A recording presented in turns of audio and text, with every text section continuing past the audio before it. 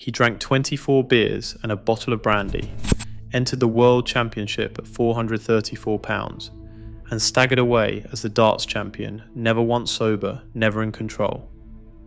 Andy Fordham lived out every fan's wildest pub fantasy, then spent the next 17 years dying in public while the world cheered him on. How did an athletic schoolboy become the legend the sport watched destroy himself? And what does it say about the game that made him a hero? Andy Fordham entered the world in Dartford, England, on February 2nd, 1962. As a boy, Andy was quick on his feet, always the first picked for football at school, lean and restless, never the giant he would become. The local pubs drew him in, not just for the games of darts, but for the warmth, the laughter, the sense of belonging that came with every round poured. That is where he met Jenny. They married young and built a life together behind the bar, running their own pub. The days blurred into nights filled with regulars, clinking glasses, and the easy rhythm of darts thudding into wood.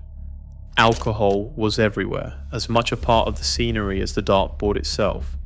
Andy's world revolved around the pub, with work, home, marriage and sport all folded into one small space steeped in drink. In that environment, picking up a pint felt as natural as picking up a dart. For Andy, the line between the two was already fading. Under the bright lights of Lakeside in 1995, Andy Fordham faced a crowd and cameras he had never known. The nerves were relentless. He later admitted that he was so nervous that he got gruesomely drunk before his match. Worst thing happened. It worked. That night, the alcohol dulled the panic and steadied his hand. He played through the haze and reached the semi-finals on his very first appearance, falling only to Richie Burnett. The world watched as an unknown pub landlord, cheeks flushed and eyes glazed, threw darts with the calm of a seasoned pro. For Andy, the connection was instant and dangerous.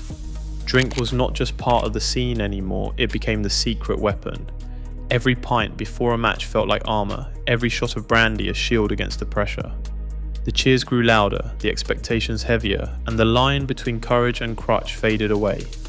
In that moment, alcohol found its purpose, and Andy found a formula that would haunt him for the rest of his career. January 11th, 2004. Andy Fordham stood on the Lakeside stage weighing 434 pounds, a towering figure in an extra large shirt, beard thick, hands steady. In the hours before the World Championship final, he drank what he later called the best part of a bottle of brandy alongside 24 bottles of beer. Opposite him, Mervyn King, a top contender, sober, sharp and focused. The match stretched across 9 sets. Fordham, cheeks flushed, eyes glazed, threw with a calm that defied belief. He hit double 8 for the win, sealing a 6-3 victory and the BDO World title. The crowd roared. Andy lifted the trophy above his head, sweat pouring, the room spinning, but his hand unshakable. Later he confessed that he became darts champion, even though he was never sober. That night, alcohol was not just a companion, it was kingmaker. Fordham's triumph, fueled by drink, was not just a win, it was a warning, hidden in plain sight, cheered by thousands and watched by millions. November 21st, 2004. Andy Fordham faced Phil Taylor in the Circus Tavern, the arena thick with expectation. Hours before the match, Andy had already started drinking. His routine had stretched to 25 bottles of beer and half a bottle of spirits just to steady his nerves. By the time he took the stage, his shirt clung to him, sweat poured, breath coming in shallow bursts. Minutes into the match, Andy's body gave out. He staggered, clutching the table, unable to catch his breath as the crowd fell silent. The referee called for help. Paramedics rushed in, and the match was abandoned on live television. In the hospital, the attending physician's verdict was blunt. His liver was operating at just 25%. The rest had already been destroyed by years of drinking. The doctor told him, "Stop immediately or you will die." Andy could not process it. Even then, he would not admit not harm, not to himself, not to anyone, that alcohol was killing him. The warning was clear, but denial was stronger. January 2007 brought Andy Fordham to the edge. On his way to the lakeside venue, he had to stop 7 times just to catch his breath. He collapsed before even reaching the stage. In the hospital, doctors drained 18 litres of fluid from his body, so much that nurses measured it in buckets. 3 weeks passed in intensive care, every day a question mark. Andy was added to the emergency liver transplant list. The odds were grim. He watched his own body shrink, losing 266 pounds in a desperate bid for survival.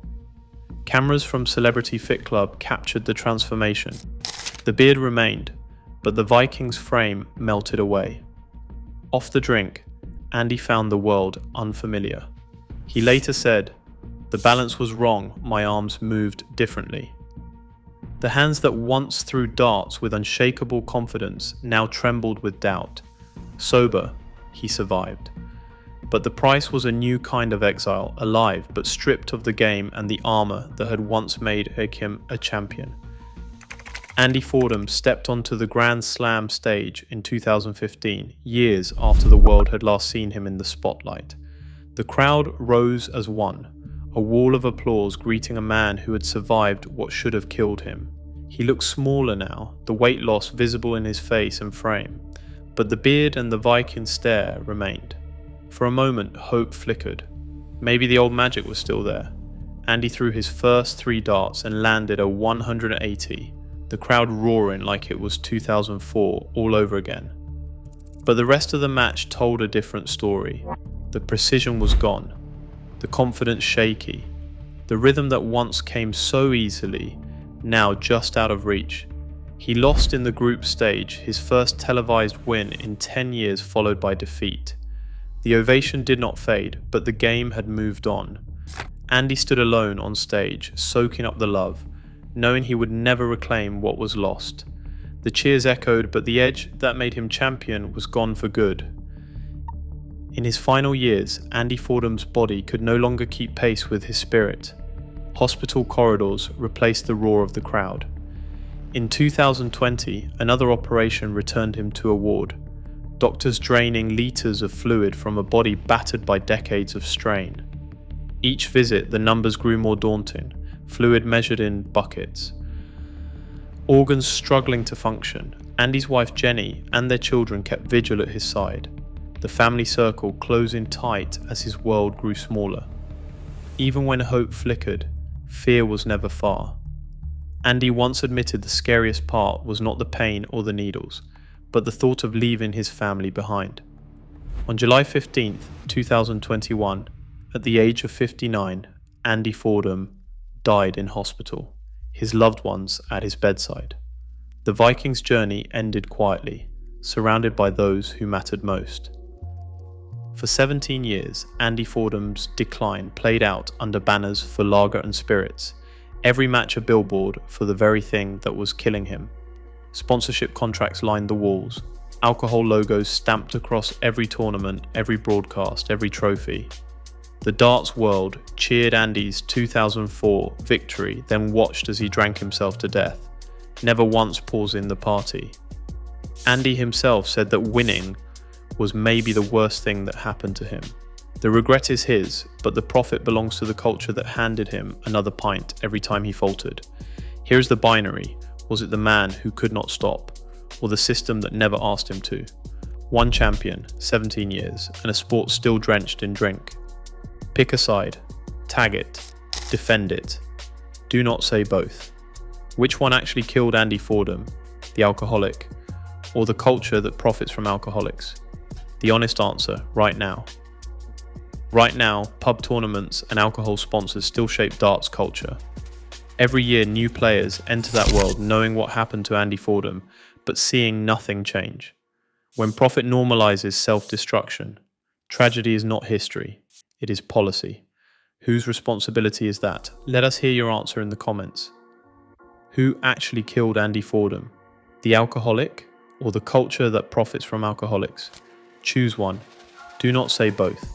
Pick one and defend your answer in the comments.